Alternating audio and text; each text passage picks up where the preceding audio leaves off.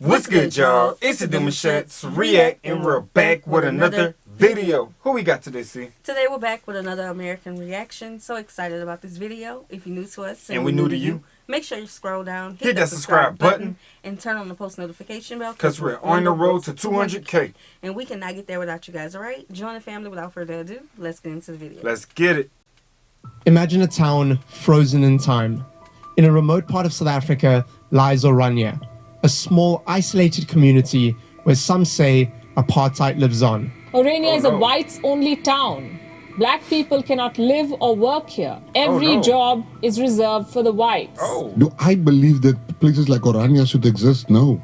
Do I believe that Orania is racist? Of course. Those are the bad things, but there's also good things happening in Orania. If you want to live in Orania, you have to meet certain requirements. The first and most important is you have to be a white Afrikaner. Afrikaners are descendants of Dutch settlers who played a key role in establishing and enforcing apartheid. You also need to be a Calvinist Christian, have a clean criminal record, and speak Afrikaans only within the enclave. Orania is a relatively small community of about 3,000 people, but they have big ambitions and are growing fast. They have their own local government, currency, flag, college, farms, a bank, and their own rules. Critics call them racists, but supporters say it's a place for cultural preservation and self-determination. This has sparked heated debates about Orania's place in modern-day South Africa. I want to find out the truth about Orania and see it for myself. What drives people to live in such a secluded and controversial place? How do they balance their ideals with modern South Africa? By making the 9-hour journey from Cape Town, I hope to answer these questions, meet the locals, and share the real story behind this unique community. Okay. They fall out. Currency.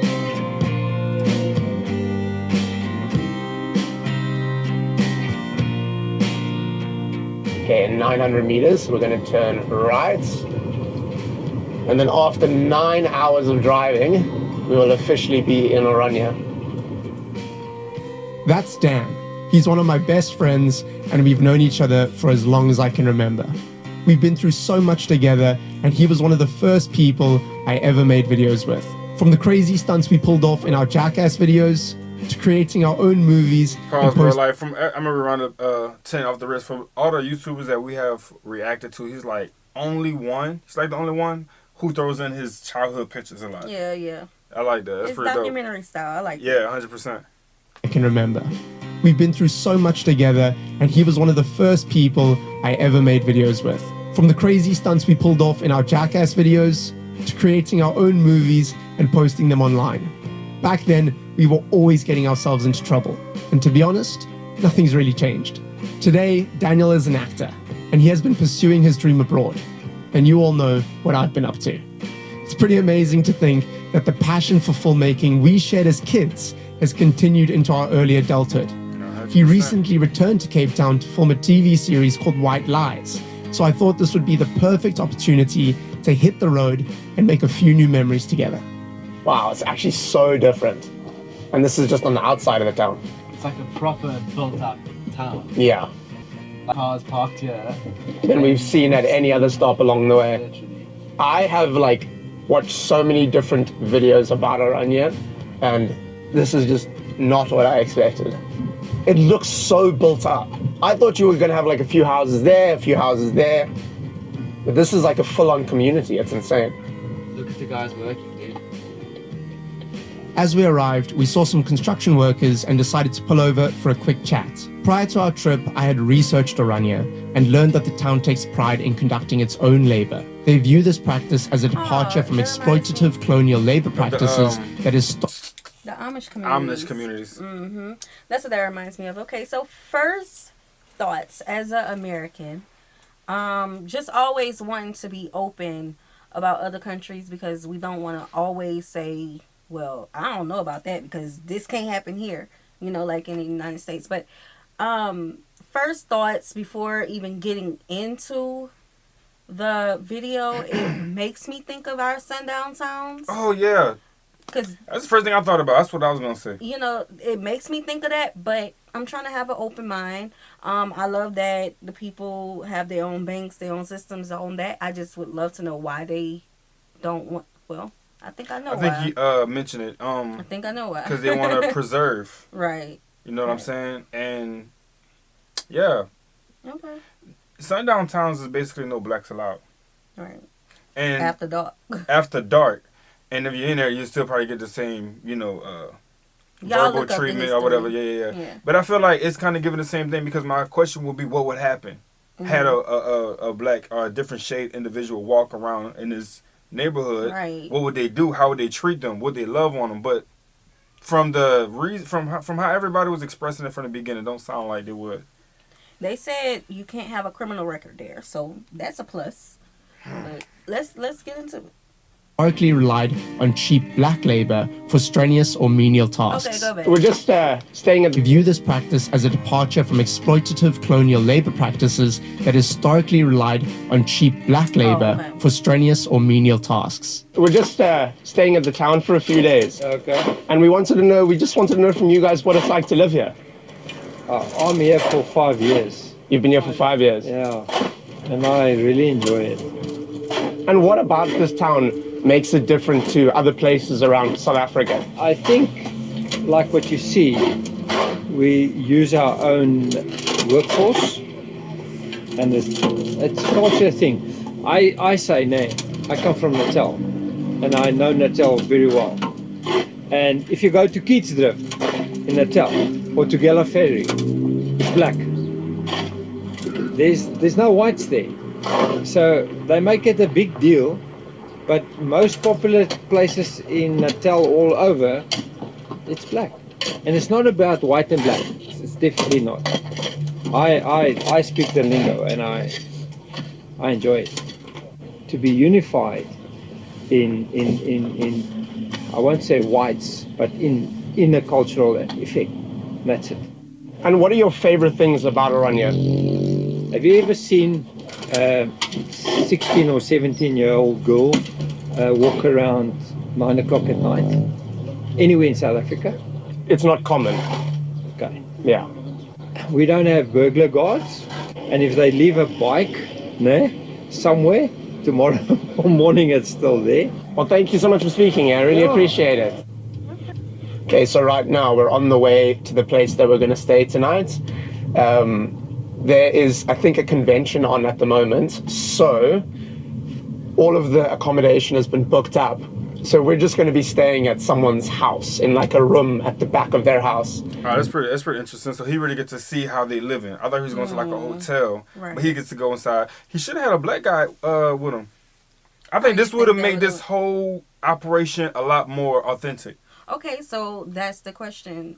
Yeah. Being that it's a all-white town, are they acceptive to people who are not white as visitors, or right? How is that? Because they want to preserve the culture, and that's a sticky topic. I really don't want to dig into that. Exactly. But what exactly is preserving the culture? Like, are you preserving those values of that era? Like, how you feel about other people of that era? Like, that's important because sometimes preserved? Emotion can be preserved the way a person thinks. Because when you talk about inequalities, and you have babies growing up in an environment that think and feel a certain way and only see a certain way, or they're becoming dismissive towards other people because of how you're teaching them and growing them to act and be. Sometimes you can preserve emotions. How we all think is how we all gonna move in one accord. And I don't know. Okay, so because it's such a insular environment, and they have their own college and they own everything, how, if you are a person from there, when you transition into other parts of South Africa or even abroad, how was that for you? Being that in this place you can only speak Afrikaans. Afrikaans, correct. And this is all you know. Like, how? Well, the gentleman did say that he speaks their lingo. He only been there for 5 years. No, but he was talking about Afrikaans. He said before he came there. He said because the blacks, right? He would say all the black people on the other side. He's like, they have their own. They do what they got to do. But then he also went back and contrasted with robbery, having their own equipment, being able to preserve everything they got going on, having young ladies walking outside at night without having to be worried about anything. So, but that's the overall integration of a country, right? With everybody around. I understand, you know, crime and right. So it's like it's hard, especially as Americans. For us, it's hard to. Because it's like a conversation that you know you can dive in, but it's just so much stuff in there. Like, you really got to... It's too much. It's really a lot to go through. Yeah, and at the end of the day, you know, we're just commentators. We don't have to live there, so... Yeah. But the beginning of this video really kind of, like, painted a picture of the town whenever he was, like, talking about apartheid, right. Racism. Preserving. Because... So it's like, heard them when you hear these words and you piece a picture, you come up with something. And so let's get into it. Let's see what happened. So that should be interesting. This is where we're staying. Wow, it's actually so pretty. How you doing? Hello. How are you? Good. Nice to meet you. I'm Josh. Nice to meet you. Hello, Daniel. Annalie. Hi, Annalie. Nice to meet you. Oh, I like that aircon. Oh, this is awesome. This is a water cooler. I don't know if you know how it's working. Great. Thank you. Yeah. That's your bed tonight? So you gonna sleep in the brush? After checking into our accommodation, we headed out for dinner. When we arrived at the restaurant, some young men who recognized me from my videos asked us if we wanted to sit at their table. Whoa. Food looks good. Yeah, it is. Did you move here by yourself? Or did you move here with your family? No, I moved here by myself. Yeah. Okay. Yeah, it's just for these 3 years in the college. Yeah. Okay. Oh, so you just come here to study, eh? Yeah. Me and him as well. He's second year. And you make friends pretty quickly out here? Oh, easily. There's a lot more young people here than I thought there was going to be. A lot more. Yeah, it's lacking. What are like some of the interesting things you've noticed from just living here that are kind of different to other towns around South Africa? Not noisy. Not noisy. Very clean. After a long, tiring day, we headed home to get some rest. The following morning, we ventured back into town to meet with Joost Strydom, who is the CEO of Orania, for a tour and to gain deeper insight into the town's inner workings and discuss its complex relationship with mainstream media. Nice to meet you. How's it, US, Daniel? Nice to meet you, man. Welcome. Thank you for having us. Thank you. Yeah, thank you so much. So you guys have a good trip? Yeah, it's been really cool. We get a lot of negative media coverage, which is obviously not good for us, but we also get a lot of, not a lot, but it has happened that we get some over-ambitious positive coverage, which is also not true, or calling Orania crying free for itself was just simply not true. That actually does damage to our community because... Okay, so what he said at the beginning wasn't true. Nah, you guys, so, like, that was... So we got to take that point back. Yeah. I couldn't let them fly over our head. Because I did not expect him to say that. Because when he said overly positive media coverage, right. It's like, how can that be bad? Yeah, so he's like, yeah, they don't have crime, but he's saying they do. That's curveball. Okay, so I'm expecting an honest conversation. Okay, so when he said that he is the CEO of Orania, what exactly does that mean?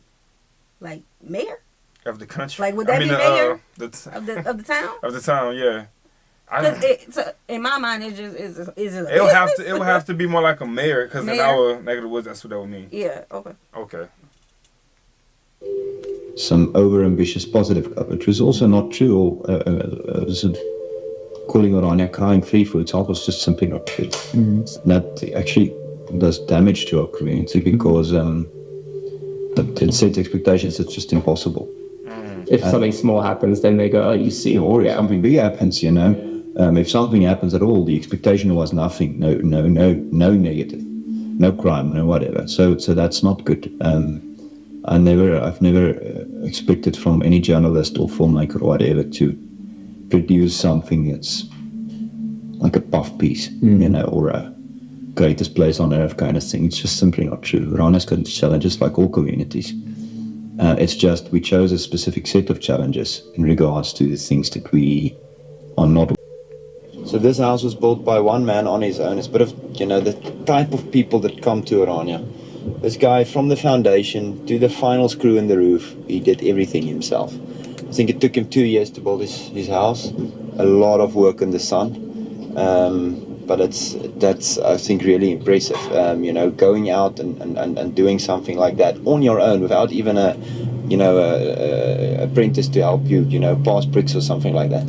And then another similar story is this small house here to our left-hand side. That's built by the people who were 82 and 83 years old when they arrived here in Orania. Started building their own house. In the end, the community helped a bit, because they were really old already and so on. But it's just the mentality of the people that come here, and I think that's quite good. Good resources. Due to past experiences, the people of Orania harbor a profound distrust towards mainstream media. On one hand, it's just the mentality of the people that come here, and I think that's quite good. Due to past experiences, the people of Orania harbor a profound distrust towards mainstream media. On one hand, they welcome the opportunity to share their stories, aiming to attract more visitors and attention to their town. On the other hand, their optimism is tempered by a deep skepticism towards journalists, whom they feel have often misled and misrepresented them. I've never had a journalist here who didn't call himself ethical or, No, of course, yeah. I mean, they're all, no, we're not like that, and so on. For the average Iranian, you will be regarded as journalists, not independent documentary makers, not YouTube, just journalists, with which they have a lot of negative experiences.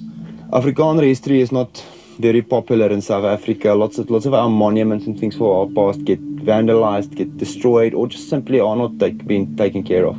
So we have a lot of busts here that we didn't make or buy. It is either donated or thrown away somewhere else, and we rescued it. The symbolism here being that we created a half circle of all the busts from history, from our past. We put it in a half circle. They're a bit back, a bit behind. All of them, none of them are alive anymore. None of them are active participants in history anymore. They are in the past, but they're part of our past. The good and the bad and everything is part of our past. Orania has garnered significant controversy for its stance on preserving statues of historical figures from the Afrikaner community, notably that of Hendrik Verwoerd, the architect of apartheid. The residents of Orania defend their decision to maintain these statues, arguing they serve as reminders of their cultural heritage and history. For them, Verwoerd represents not just the policies of apartheid, but also the Afrikaner identity and the struggle for independence. Critics, however, view these statues as symbols of division and racism, reminders of a system that oppressed and marginalized millions of South Africans. They argue that glorifying figures like Verwoerd perpetuates a narrative of superiority and exclusion. In front of them, overlooking the town, being able to see... That's hard. That's kind of basically why everybody feel the way they feel. I mean, yeah, and he's making huge comments that kind of shows the energy between why people are saying what they're saying. Because it's like, yeah, we have a town here, but we do deal with crime. Yeah, we have statues here, but he's like the architect of apartheid. So people are looking at all of this and they're like, you're handling receipts as if you want them forever. Right. You know what I'm saying? It's like you want that, like you want that on your hands. That's like with the Confederate statues and, the names of important buildings and things named after Confederate people. I wouldn't want that reminder. But, I mean, them taking it and putting it in their community that they have created, it does have a negative image out there. Yeah, it does. Yeah. And he said the history... I'm sorry, go ahead. No, go ahead, babe. Go. He said the history comes with the bad and the ugly, the good and the bad. But when you have the people there and they're looking at these statues and these, obviously it's got to be in the schools, right? How is that making their mindset to accept people when you have been putting someone in a position that they can follow? Right. And that's why I asked the question earlier about a person who is from this place and they go to other places. Like, to me, I feel that would create an individual who would have biases and prejudices already towards other people. Yeah. Over the horizon of this hill is the small giant, Kleine Reus. And if you can see, he's a young boy. He's still young, but he represents the idea that he is full of opportunity, full of potential. Although young, he has got gigantic potential. And he's rolling up his sleeve. You'll also find him on our flag. Orania has created a new flag. We are not stuck in the past, but we're also not very comfortable in South Africa as it is. We want to create a space where we can truly be comfortable, be our space. And so we created our own flag, and the symbolism is rolling up your sleeves. No one is coming to save you. No one is going to give you a future. You can only have what you can work and create yourself through the grace of God. So rolling up your sleeves and creating your future yourself. If you're scared about the future, create it. Orania is a town that is expanding. Okay, so I like the slogan, but it seems like they are disconnected from South Africa. Yeah. So how does that come to play with, like voting or anything? Because it seems like they're their own people. I mean, you got to respect your neighbor. You know what I'm saying? Because eventually they are going to be your allies. You're going to want their resources or their help, or you're going to want to love on them in friendships, relationships, businesses, and stuff like that. But it sounds like there's none of that. We're going to cut the water short. We're going to water our own gardens. And so are they viewed as like a Lesotho or Eswatini? Like, are they viewed like that? Or I don't know. Hold on, but we good. We just halfway in the video, so there's obviously a lot more that they can explain to us. Rapidly. While they reflect and honor their history, they are equally focused on their future. During our tour, Joost mentioned that there is roughly 160 active construction sites in Orania, where houses and commercial buildings are being built to accommodate new residents. This growth is driven by an annual population increase of between 10 and 15%. The town is not just expanding in numbers, but also in infrastructure. They have restaurants, gyms, hospitals, banks, solar farms, colleges, and they are even in the process of building an airport. Between this and here is the river. It's the Northern Cape border as well as the Orania border. So that's the border there. Then you have got our sporting grounds, rugby field, tennis and netball courts and so on, swimming pool, the Koekseter Monument. You can see a lot of trees over here in the town. You can see a lot of agricultural development as well. Our city that we are building, our next step is to build our own city. Next step is 10,000 inhabitants, and it will grow from there, but it's to integrate it with agriculture, make it part of agriculture. Is that an airport out there, yes? Yeah, it's a landing strip. Okay. We're currently in the process to make plans to develop a more formal airport. Yeah. So it's a registered landing strip, and it can take quite big planes as well. One of the most unique aspects of Orania is its currency, the ora. Interestingly, the ora isn't a real currency at all. It's actually a coupon that is backed by the South African rand. Residents use the ora for transactions within the town, while the rands that back these auras are kept in a bank, accruing interest. This interest is then reinvested into training entrepreneurs and funding local businesses, which strengthens their local economy. The ora also serves as a safety measure. If anyone tries to rob a shop in Orania, they will end up leaving with worthless coupons. Additionally, the ora has become a popular souvenir. Tourists will pay the rand equivalent of the ora they want. If a tourist wants a 200 ora note, they will pay 200 rand, making it a clever way for the town to generate extra revenue. What is it about the town that people want to expose? The thing that people come here to expose is kind of a hidden ideology. They are so certain that Iranians are super racist, possibly Nazi kind of people, and we're just putting up this facade to hide it all so that we can continue in peace. And they just need to break through the facade and showcase us for what we really are, racist full of hatred away. And it's like some of these mainstream journalists can't come to terms with the fact that it's simply not true. After our tour with Joost, Daniel and I decided to take a break by heading down to the Orange River, which is the longest river in South Africa, stretching over 2,100 kilometers. It also serves as Orania's primary water source. No, Josh.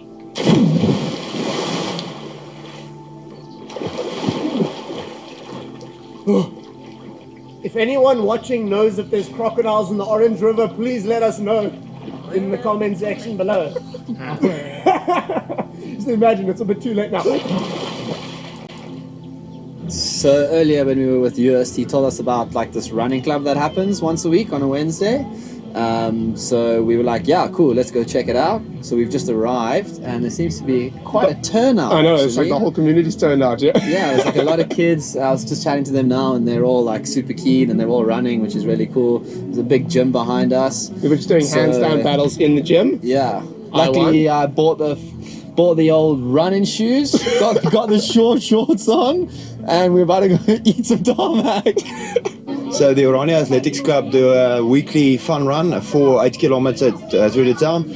It's for serious athletes preparing for races and stuff, but it's also just for people having fun, families and kids coming out. A lot of these kids run track for the school's track team. So it's a lot of fun, but also a serious side. And yeah, it's community coming together, enjoying our town and enjoying, the beautiful nature and exercise.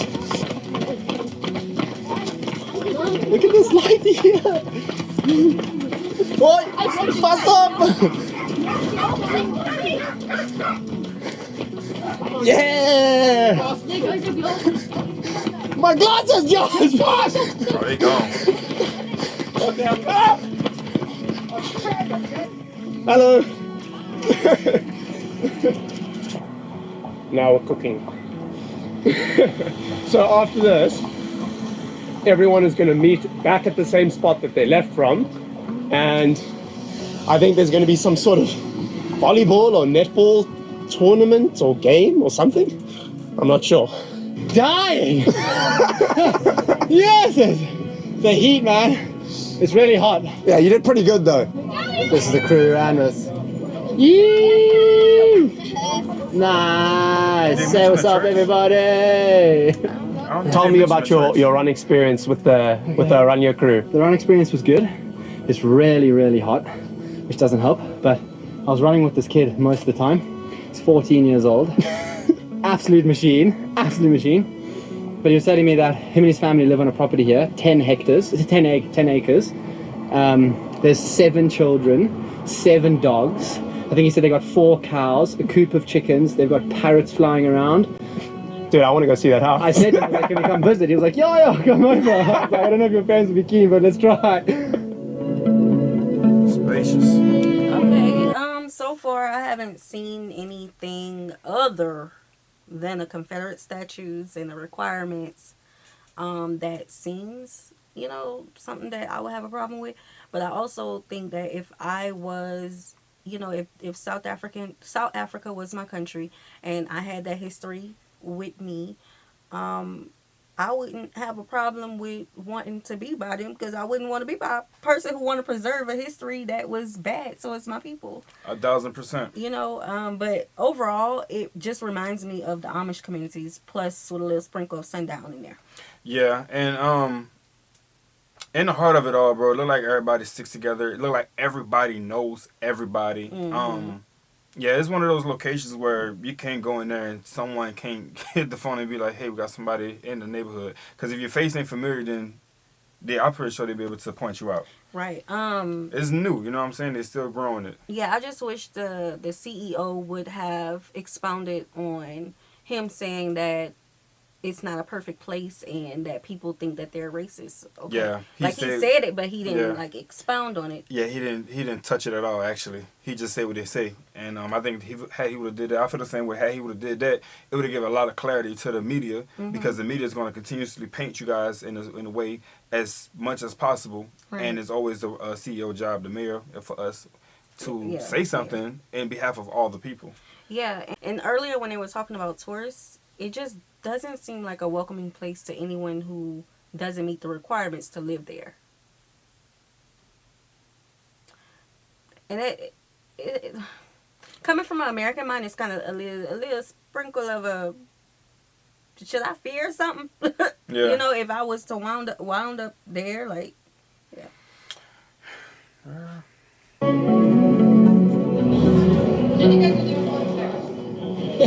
We have been given backstage access to the tuck shop. Hi, what's your name? Anala Schumann. Nice to meet you. I'm Josh. Nice to meet you. I wanted to know, what is it like living in Orania as a young person, as a person in general?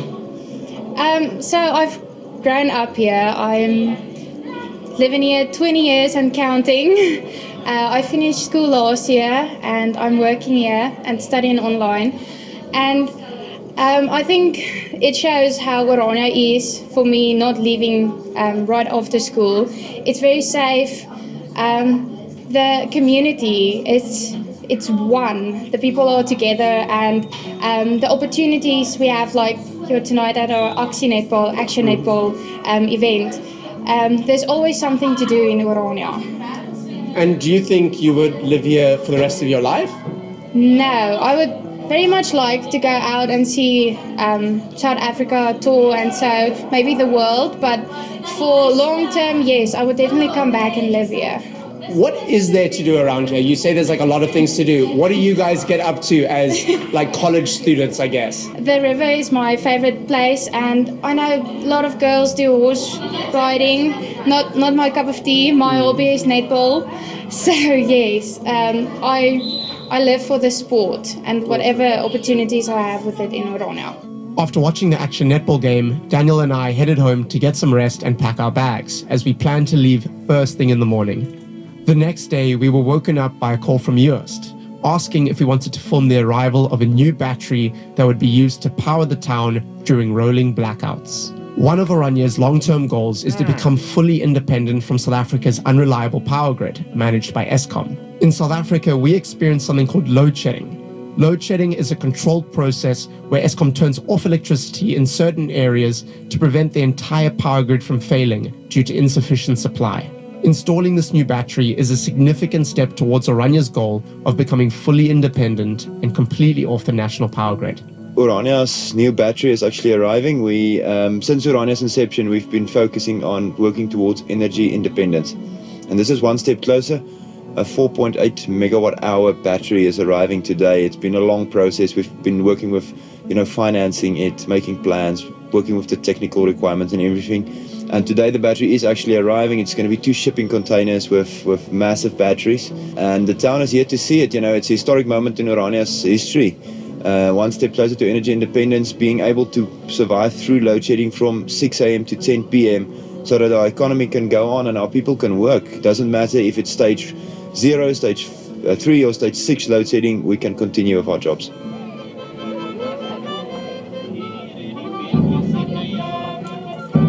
Okay, so they are still connected to South Africa power grid.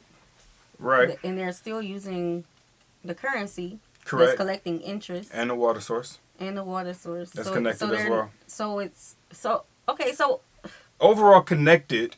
Yeah, overall connected. As people there's no diversity there.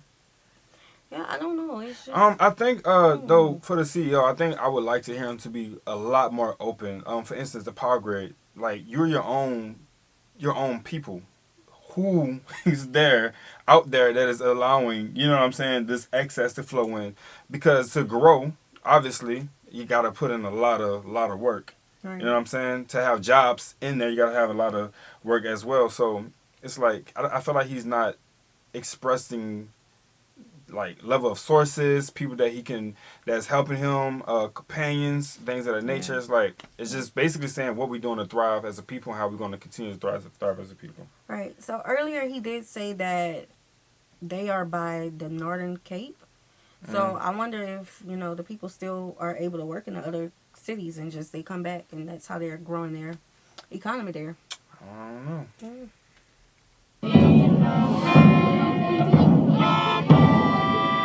And what does energy independence mean for Orania? Energy independence is obviously being off-grid would be, ideal, but it's not necessarily all we're working towards. Being in a situation where we can dictate when we have energy or not, not being dependent on failing institutions would be ideal for us. What is the next step in making Orania fully independent from Eskom? More solar farms, more initiatives for our people to put solar on their roofs, on their businesses. The Northern Cape is, here in Orania specifically, is one of the best places on earth in terms of solar, in terms of daylight hours. Solar is absolutely fantastic for us as an option. So doing that and pushing initiatives on our people, just gonna help a lot with that. After spending the past few days in Orania, I'm leaving with mixed emotions. When I first arrived, my view of this place was shaped by what I had seen in the news. A town living in the past, reminiscent of apartheid days, filled with people holding on to racist ideologies. While those facts might be true to some extent, they don't tell the full story. During my time in Orania, I met people who had moved there for various reasons. Many of them are unhappy with the state of South Africa and seek to live in a place where they have more control over the way their community is governed. Others want to be surrounded by people who share their cultural values and vision for the future. And some were born there, and to them it's the only home they know. Many people say a town like Orania shouldn't exist. While I don't feel it's my place to say whether I agree or not, I can say that Orania does exist. It's a real community that is thriving and growing by the day. A place where people live, work, and support each other. Alright, y'all. We're gonna stop right there, man. Make sure you guys go check his channel out. Yeah, at the end of the day, I feel like they have access to the things that I feel like people in general should be having access to. Electricity, farming, food, banking, currency, things like that to thrive in, to help feed your family. A family of 7 farm, parrots flying around. Sounds like the dream life, you know what I'm saying? Yeah. And on top of that, I don't believe there is any homelessness in this town. You know what I'm saying? Didn't say that I don't think there's any... He said there is crime, but how? I wouldn't be able to identify what type of crime. You know what I'm saying? Everything looks like the media say they're trying to portray to be, which is peaceful. So, I don't know. It didn't really, it didn't touch on why blacks... Well, like I said earlier, if I was a South African with a history, I wouldn't mind not being in the town. So I feel like we have shared a lot of our thoughts already. But my question now is there anywhere else in South Africa, like with any of the people groups, where other people are not allowed? Like in the Indian community, or people from who is not Indian, are they not allowed in those spaces or those communities? Let us know. Yeah. But I do wish that the CEO would have, expounded a lot more on all of the questions, because I feel like he just I feel like he just repeated what the people are saying about them. Right. He didn't say how that wasn't telling us. Yeah, he didn't. He didn't push back. Right. He didn't have no pushback. But are they racist? That's my number one question. you know. But then again, I keep saying that, but. When he used words like preserve the culture and another question I would have is, how do you have a statue? And that was just one out of many. That is the statue of the apartheid architect. How do you have that there, and how does that shape your mindset towards everyone else who had to go through that? Because we have seen the debates from the early 1900s. Of how they was like it was supposed to happen, or they wanted it to be that way. So are they thinking that way? Oh, like when they would have those debates with the college students, and the South African students would say the same thing that the South African government was saying at that time. Right. So is that what you mean by preserving? Or I don't feel like the brains were picked enough. We need to pick more brains. I mean, it was surface. It was surface. I mean, I think it showed more of like just the community feel, the human feel of it. Yeah. Showing them running together as a community and things like that. And that was nice to see. But definitely. I mean, everybody should be living in a peaceful manner anyway, so. Right. I feel like I'm leaving the video with even more questions. I have a lot more. Yeah. All right, y'all. Overall, it was a nice video. We hope you guys enjoyed this video with us. Be sure to subscribe. We'll see you soon. Peace.